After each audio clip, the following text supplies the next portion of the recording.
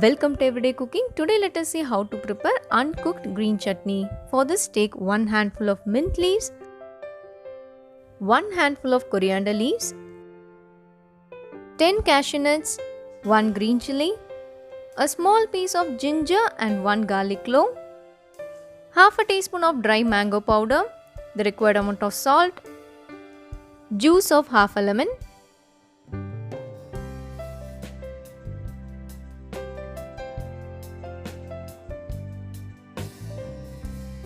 and finally 1 cup of curd or yogurt.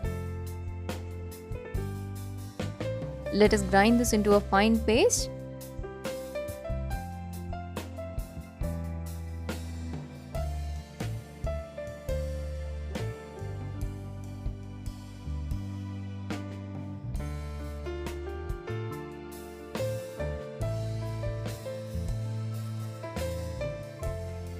So here is our chutney. It has to be creamy like this.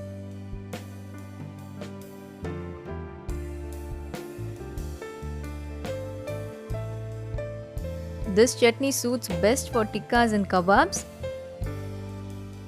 You can also have this as a side dish for idli, dosa, chapati and rotis.